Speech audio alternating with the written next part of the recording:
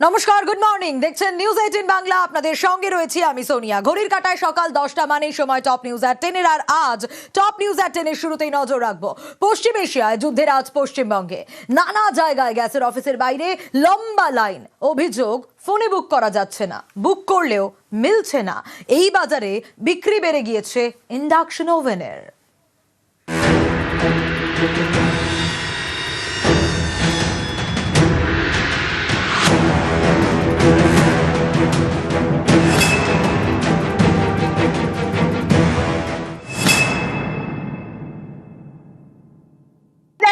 সালের জানুয়ারি মাসের 1 তারিখে বুকিং করেছি।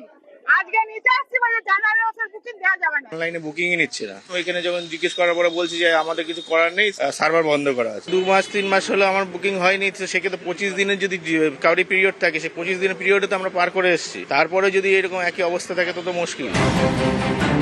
পশ্চিম এশিয়ার যুদ্ধের আঁচ রান্নাঘরে। অভিযোগ কোথাও বুকিং এর পরেও মিলছে না রান্নার গ্যাস, কোথাও আবার বুকিং নেওয়া হচ্ছে না বলে দাবি। গ্যাস না থাকলে রান্না হবে কিভাবে, খাবেন কি? এই দুশ্চিন্তায় নানা জায়গায় গ্যাসের অফিসের সামনে লম্বা লাইন, যেমন বাঁকুড়ার বিষ্ণুপুর শহরে।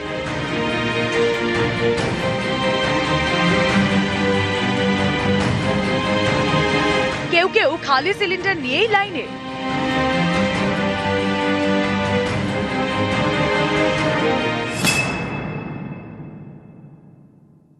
সকাল থেকে নয় 2 ঘন্টা লাইনে দাঁড়িয়ে। এখন দুদিন আমার গ্যাস নেই, আমি দুদিন বাড়িতে বাচ্চা টাচ্চাকে নিয়ে এসে হোটেলে ভাত খেয়ে গেছি। কেন্দ্রীয় পেট্রোলিয়াম ও প্রাকৃতিক গ্যাস মন্ত্রক আগেই জানিয়েছে বাড়ির গ্যাস বুক করা যাবে 25 দিন অন্তর। সিলিন্ডারের কালোবাজারি এবং মজুত রুখতেই এই সিদ্ধান্ত। মন্ত্রক বলছে গ্যাস বুক করা যাবে 25 দিন অন্তর। এদিকে শিলিগুড়িতে এক গ্রাহকের অভিযোগ 2-3 মাসের ব্যবধান থাকা সত্ত্বেও বুকিং নিচ্ছে না, তাই তিনি সকাল থেকে লাইনে।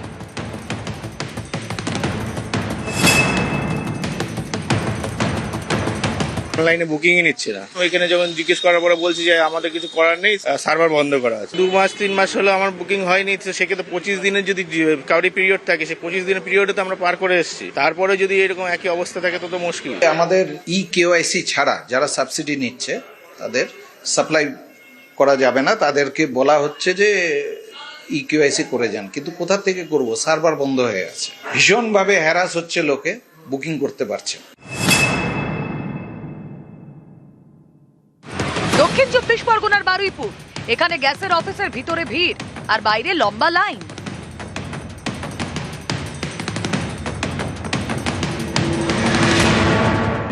আমাকে পাইপ দিয়েছে, 190 টাকা নিয়েছে। এখন গ্যাস বুকিং হচ্ছে না, এখন এসছি লাইনে দাঁড়িয়ে আছি, এখনো আমাকে ফের পাইপ দিতে হবে 190 টাকা দিয়ে। গ্যাস বুকিং এমনি অনলাইনে গ্যাস বুকিং হচ্ছে না তো। আমি হাঁটতেও চলতেও পারি না, এই কষ্ট করে সুভাষগ্রাম থেকে আসলাম। লেক টাউনেও গ্যাসের অফিসের বাইরে লম্বা লাইন।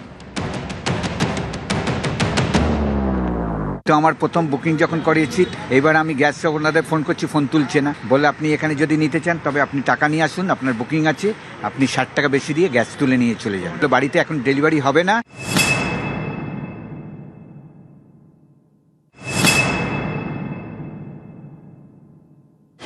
একই ছবি কলকাতায় সার্ভে পার্কে গ্যাসের অফিসের বাইরে ভিড়ে ভিড়। বুকিং তো নিচ্ছেই না। যে নাম্বার দিল সেই নাম্বারে আমরা কল করে যাচ্ছি আজকে বিগত 7 দিন ধরে, সেই নাম্বার বুকিং নিচ্ছে না। কোনো রকম কালকে একবার কল হলো, কোনো মেসেজই আসছে না, যার জন্য ঘুম থেকে উঠে আসতে বাধ্য হলাম। গ্যাস তো শেষের মুখে। সিস্টেম একটুখানি ডাউন আছে, আইটি টিম কাজ করছে, যতদূর সম্ভব আশা করছি। যাদের 25 দিন হয়ে গেছে গ্যাস তাদের বুকিং নিয়েছে, অবশ্যই গতকাল এরকম গ্যাস বুকিং হয়েছে আপনাদের? অবশ্যই 600 এর উপর বুকিং হয়েছে। আর সকাল থেকে এখনো পর্যন্ত আমরা খুলেই দেখতে পাচ্ছি না যে কত বুকিং মানে হয়েছে। এটা কোনো কালোবাজারি হচ্ছে না? না, বাণিজ্যিক গ্যাস বা কোনো এখন আপনার উইদাউট ডিএসসি তে কোনো ডেলিভারি হয় না। আপনার বাড়িতে একটা ইন্ডাকশন কুকার আছে, সেই ইন্ডাকশন কুকার দিয়ে কোন রকম ভাবে আমরা কাজটা চালিয়ে দেবো। আজকে রিক্সাওয়ালা যারা রিক্সা চালাচ্ছে, সবজি বিক্রি করছে মাঠে বসে, তাদের অবস্থা কি? তাদের বাড়িতে তো ইন্ডাকশন কুকার থাকাটা সম্ভব না। ভারতবর্ষে 2026-এ দাঁড়িয়ে ভারতবর্ষের মতো একটা কান্ট্রি হঠাৎ করে গ্যাস পাওয়া যাচ্ছে না। What is this? গ্যাস পাওয়া না গেলে কি হবে, রান্না হবে কি করে? অনেকে তাই ইন্ডাকশন ওভেন কিনতে শুরু করেছেন।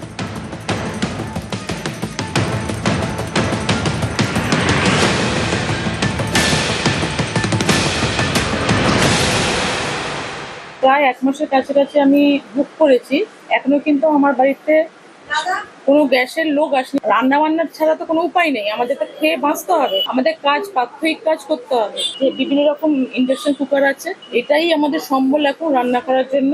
এই দুদিনে আমাদের 60-65টা সেল হয়েছে। আবার নতুন করে মাল আনা হয়েছে, যাতে মানুষের সহজেই যাতে আমাদের যে সুবিধাটা পায়। চাহিদা এমনই বেড়ে গিয়েছে যে অনলাইন প্ল্যাটফর্মে ইন্ডাকশন কুকারের স্টক শেষ। নিউজ 18 বাংলা। গ্যাসের আকাল, সঙ্গে দাম বৃদ্ধি আর এসআরআই মাঝেই নতুন হয়রানি। মুখ্যমন্ত্রী মমতা বন্দ্যোপাধ্যায় আবারও প্রতিবাদে রাজপথে নামছেন। সোমবার মিছিল। নিউজ 18 বাংলায় এক্সক্লুসিভ মুখ্যমন্ত্রী।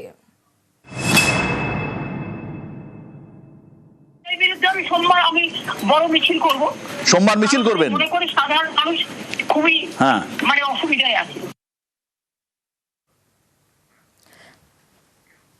গ্যাসের দাম বৃদ্ধিতে নাজেহাল আমজনতা। সংকটের জন্য দায়ী কেন্দ্র, তোপ মমতা বন্দ্যোপাধ্যায়ের। আগে থেকে ব্যবস্থা নেওয়া হলো না কেন, প্রশ্ন মমতার। নিউজ 18 বাংলায় এক্সক্লুসিভ মুখ্যমন্ত্রী। গোটা দেশ জুড়ে যে সংকট তৈরি হয়েছে, পশ্চিমবঙ্গ তার ব্যতিক্রম নয়। তা কিভাবে এটার মোকাবিলা করছেন? সারা দেশ জুড়ে যে সংকটটা তৈরি হয়েছে, এর জন্য Narendra Modi government of India দায়ী। তার কারণ হচ্ছে, যখন যুদ্ধটা শুরু হয়েছিল তখন তো তিনি ইসরায়েল থেকে যেদিন ফিরে এলেন উপহার নিয়ে, তার পরের দিন থেকে শুরু হলো। আমার কথা হচ্ছে, সেদিন থেকে তিনি জানতেন এই পরিস্থিতি হবে। তখন তিনি কেন সিদ্ধান্ত নিয়ে জরুরি মিটিং ডেকে কতকগুলো এসেনশিয়াল কমোডিটিস আছে যেখানে মানুষকে প্রোটেকশন দেয়নি, উপরন্ত বলছে 25 দিন আগে মানুষ গ্যাস পাবে না, গ্যাসের দাম বাড়িয়ে দিয়ে। যদি আমি সাবসিডিও দিতে চাই তাতে কোনো লাভ হবে না, কারণ সাপ্লাই নেই। সাপ্লাই চেন যদি বন্ধ হয়ে যায় তাহলে কিন্তু মনে রাখবেন, সমস্ত গ্রাম বাংলা থেকে শহর পর্যন্ত, এমনকি ট্রান্সপোর্ট থেকে শুরু করে, হেলথ সেক্টর থেকে শুরু করে, মিড ডে মিল থেকে শুরু করে, আইসিডিএস থেকে শুরু করে, অটো থেকে শুরু করে, যারা গ্যাসে চালায় তাদের সবার পক্ষে কিন্তু প্রবলেমেটিক হয়ে যাবে। জিনিসপত্রের দাম বাড়ানোর সুযোগ করে দিয়েছেন তারা। সুযোগ এই পরিস্থিতিতে আমি মনে করি এই সংকটকে মোকাবিলা করতে গিয়ে এফআইআর এর নাম করে চক্রান্ত চাপিয়ে দিয়ে মানুষের ভোটাধিকার কেড়ে নিয়ে মানুষের রাজনৈতিক অধিকার, অর্থনৈতিক অধিকার, সামাজিক অধিকার, বঞ্চনার অধিকার, এগুলো থেকে বিরতি থেকে রাজনীতি না করে, এজেন্সি দিয়ে মানুষকে স্তব্ধ না করে, আগে মানুষের কথা ভেবে পেট্রোলিয়াম মিনিস্ট্রি ওদের হাতে, আমাদের হাতে নেই। তাই এটা গভর্নমেন্ট অফ ইন্ডিয়ার দপ্তর, তারা যেন নিজেরা ইমিডিয়েট অ্যাকশন নেয় আর গ্যাস সাপ্লাই বন্দোবস্ত করে এখন থেকে। যেটা আপনি বলছেন সেটা হচ্ছে কমার্শিয়াল সেক্টরের অবস্থা তো খুবই খারাপ, ঠিক আছে। তো অলরেডি কমার্শিয়াল যদি না থাকে তাহলে মানুষের রুজি রোজগার থাকবে কি করে? ঠিক, সেটা ঠিকই। অলরেডি কেন্দ্রীয় সরকার এসমা জারি করেছে, কিন্তু ঘোষণা না করে আজকে আবার অটোর গ্যাসের দামও বেড়ে গেছে। সুতরাং সেই জায়গা থেকেও একটা অটোওয়ালারা 5 টাকা 6 টাকা করে এক্সট্রা নিতে শুরু করেছেন, পাবলিকের মধ্যে ক্ষোভ রয়েছে। তা সত্ত্বেও অটোর গ্যাসও কিন্তু পাওয়া যাচ্ছে না। পরিবহন ব্যবস্থারও কিন্তু অবস্থা খুবই শোচনীয় দিকে যাচ্ছে। এসমা জারি করার আগে তার তো পরিকল্পনা করা উচিত ছিল, এবং কিছু লোক ব্ল্যাকমেলিং চেষ্টা করবে। ঠিক, সেখানে তাদের রিকোয়েস্ট করতে হবে, জোর করে নয়, ভালোবেসে বলতে হবে এই সময়টা মানুষ যেখানে বিপদে আছে, সেখানে আমাদের যুদ্ধকালীন পরিস্থিতিতে মানুষের সমস্যার সমাধান করতে হবে, এবং ব্ল্যাকমেলিং বা হোর্ডিং করার এটা টাইম নয়। মধ্যপ্রাচ্যের যুদ্ধের আঁচ রান্নাঘরে পড়েছে। জলপাইগুড়ির স্কুলে গ্যাস শেষ হয়ে গেছে, তাই উনুনে রান্না হচ্ছে। আলিপুরদুয়ারে যদি নজর রাখি তাহলে জেলা হাসপাতালেও গ্যাসের সংকট, আর এই গ্যাসের সংকট এসে পড়েছে মন্দির ভোগের ক্ষেত্রেও।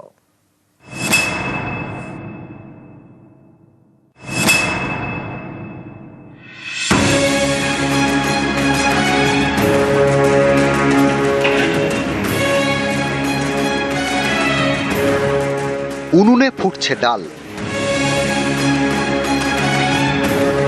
পাশে পড়ে রয়েছে গ্যাস ওভেন।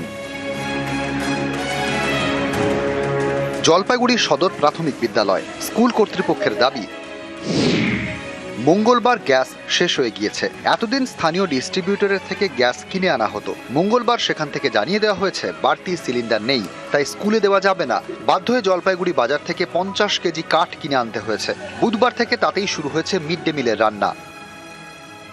আমরা বিকল্প ব্যবস্থাটা আমাদের আগেই ছিল, সেই ব্যবস্থাটাকেই আবার পুনরায় চালু করলাম। জ্বালানি কাঠ সংগ্রহ করে জ্বালানি কাঠের মাধ্যমে মিড ডে মিলের রান্না শুরু করলাম। আমাদের প্রায় 1100 বাচ্চা রয়েছে। একটা গ্যাস প্রায় 2.5 দিন চলতো, সেখানে প্রায় 50 কেজি জ্বালানি কাঠ লাগবে। মিড ডে মিলের ক্ষেত্রে এটা একটা আমাদের বাড়তি বোঝা হয়ে দাঁড়ালো।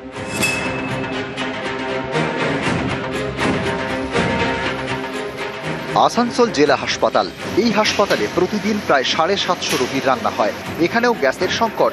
ক্যান্টিন কর্তৃপক্ষের দাবি প্রতিদিন একটি করে বাণিজ্যিক সিলিন্ডার লাগে। বুধবার বাড়তি দাম দিয়ে সিলিন্ডার কিনতে হয়েছে। গ্যাস যদি না পাওয়া যায়, আমাদের তো হাতে কিছু নেই, আর এখানে তো কয়লা বা অন্য কিছু ইউজ করার মতো আমাদের ব্যবস্থাও নেই। গ্যাস না পাওয়া গেলেও তো সেটা স্বাভাবিকভাবে বন্ধ হয়ে যাবে। এখনই অলরেডি 1,500 টাকা 1,800 টাকা সিলিন্ডার 3,000 উপর চাইছে, 3,000 উপর চাইছে।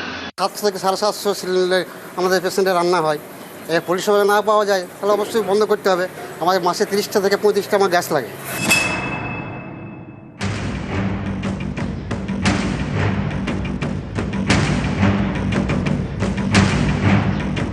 বাগবাজারের সারদা মায়ের বাড়ি, এখানেও গ্যাসের আঁচ। ভক্তদের জন্য ভোগ বন্ধের সিদ্ধান্ত নিয়েছে কর্তৃপক্ষ। রামকৃষ্ণ মঠ ও মিশন জানিয়েছে ভক্তদের ভোগ রান্নার জন্য সপ্তাহে 12টি সিলিন্ডার লাগে। বর্তমান পরিস্থিতিতে গ্যাস বাঁচানোর চেষ্টা হচ্ছে, তাই ভক্তদের জন্য ভোগ বিতরণ বন্ধের সিদ্ধান্ত নেওয়া হয়েছে। এটা তো দুর্ভাগ্যজনক। ভোগটা যদি এভাবে বন্ধ হয়ে যায় গ্যাসের জন্য, তাহলে তো খুবই দুঃখজনক ব্যাপার এটা।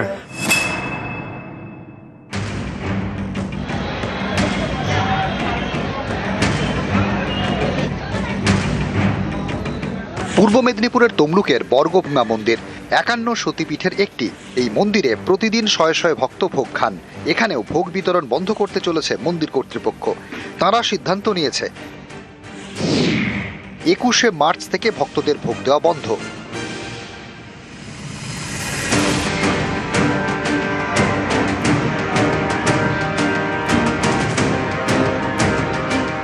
দূর দূরান্ত থেকে সব মানুষ আছে তো এখানে ভোগ খাওয়ার জন্যই, কিন্তু মায়ের ভোগ বন্ধ হয়ে গেলে তো মানুষকে আবার না ভোগ খেয়েই ফিরে যেতে হবে। এটাই একটা কষ্ট। মায়ের ভোগ চালু রাখাটাই দরকার।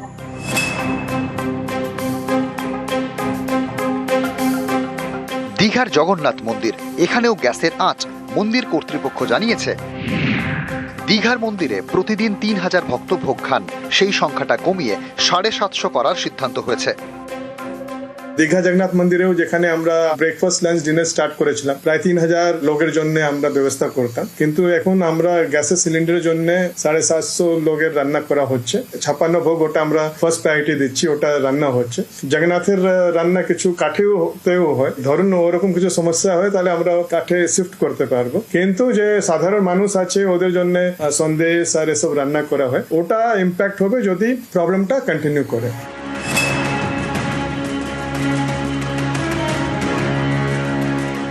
কলকাতার ইসকনেও ভোগের মেনুতে বদল করা হয়েছে। ভাত, ডাল এবং 4 রকমের সবজির বদলে দেওয়া হচ্ছে খিচুড়ি।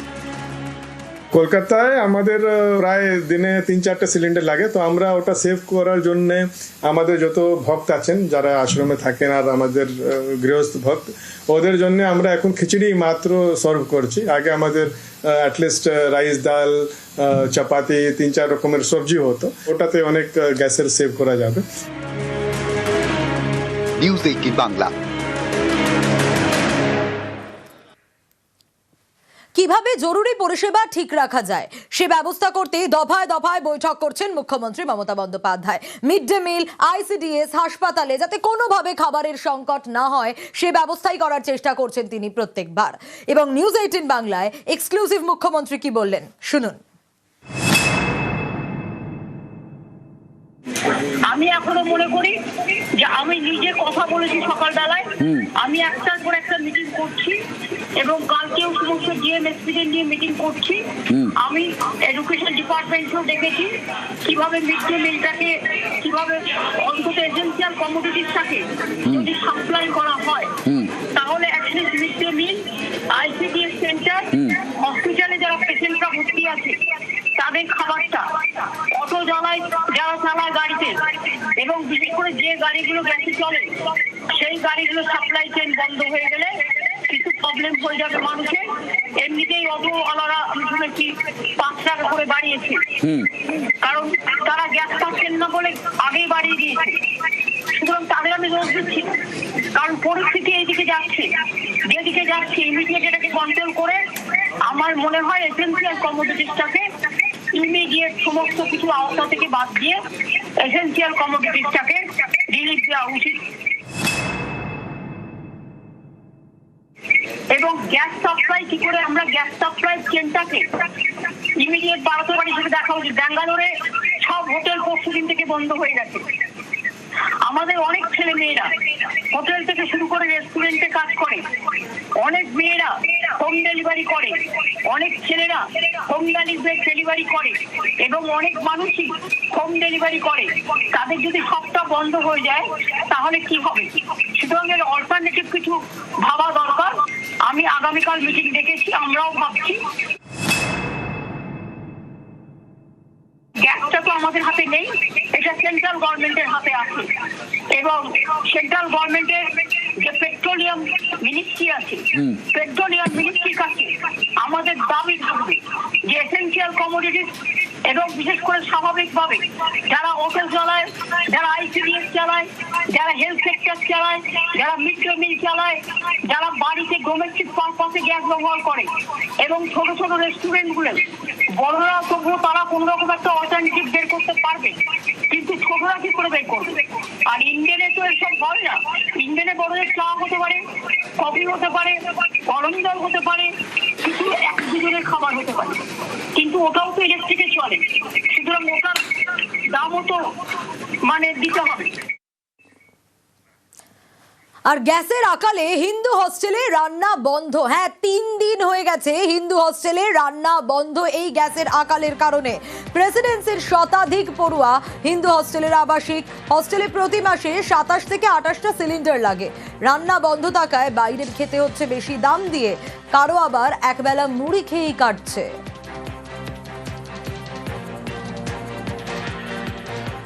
হোস্টেলের মেসে এখন এই এলপিজি সিলিন্ডারের অভাবে এখন রান্না বন্ধ আছে বিগত 3 দিন ধরে। তো আমাদেরকে এই বাইরে খেতে হচ্ছে, এটা আমাদের বোর্ডারদের সমস্যা। সবার তো অতটা সামর্থ্য নেই না, সবাই তো বাইরে খেতে অনেকের প্রবলেম হচ্ছে না। এখনো তো কিছু বলেনি সেরকম, কোনো সুরাহা দেয়নি আমাদের। রান্না আমাদের দুবেলায় হতো, দুবেলায় পুরো দুবেলায় বন্ধ গ্যাস সাপ্লাইয়ের জন্য। এবার কিছু স্টুডেন্ট আছে ধরে নিন যারা বাইরেটা অ্যাফোর্ড করতে পারে না, সুতরাং তাদের হয়তো একবেলা মুড়ি খেয়েও দিন কাটাতে হচ্ছে, এরকমও কিছু ছাত্ররা আছে। আমাদের দুবেলা খাবার দাবার হতো, দুপুরে আর রাতে। তো স্টুডেন্টসদের এখন প্রতিদিনই বাইরে খেতে যেতে হচ্ছে, তো এটা বেশি দিন তো আমরা আর অ্যাফোর্ড করতে পারবো না। তো কাল পরীক্ষা আছে, তো আমরা তো আর প্রতিদিন এসে যাওয়া আসা করতে পারবো না রাতে, যে এখানে খেতে যাচ্ছি ওখানে খেতে যাচ্ছি। বুধবার থেকে অটো এলপিজির দাম বৃদ্ধি, লিটার প্রতি 5 টাকা বাড়লো, আর তাতে অটোর ভাড়া বাড়িয়ে দেওয়া হলো। কোথাও 15 টাকা, কোথাও বা 25 টাকা। আর এতে বিপাকে পড়তে হচ্ছে সাধারণ মানুষকে।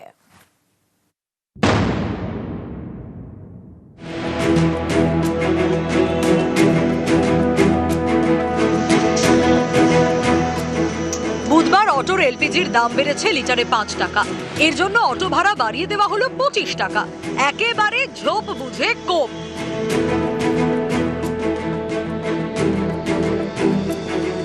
চাঞ্চল্যকর অভিযোগ। নরেন্দ্রপুর যাবো কত বলে 50 টাকা, 25 টাকা না 30 টাকা ছিল। আর সমস্যা হলে আর কি করবো, যেতে আসতে তো হবেই না। যুদ্ধের প্রভাবে আগেই দাম বেড়েছে রান্না ও বাণিজ্যিক গ্যাসের, এবার দাম বাড়লো অটো এলপিজি। যেই দাম বেড়েছে অমনি খেল শুরু। অভিযোগ, অটো চালকরা ইচ্ছে মতো ভাড়া নিচ্ছেন। আজকে বাড়িয়েছে, 15 টাকা ছিল, এখন 25 টাকা চাই। আগে 17 টাকাই ছিল, এখন কত টাকা নিচ্ছে? 25 টাকা। আজকে 5 টাকা করে বাড়ি দিয়েছে। আমি তো আসলাম গড়িয়া থেকে বাড়িপুরে, 35 টাকা।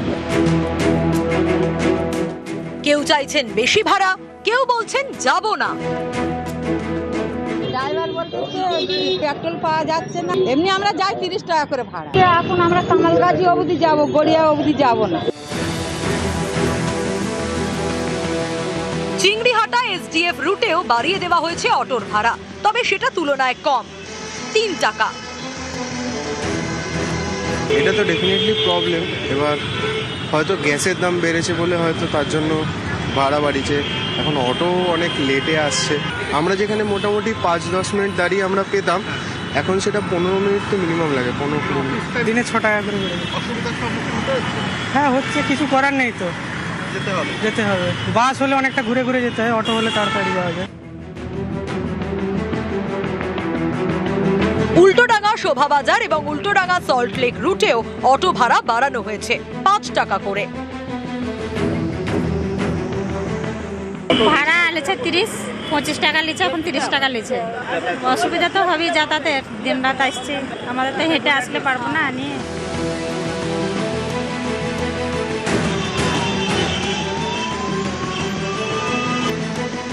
নিউজ 18 বাংলা।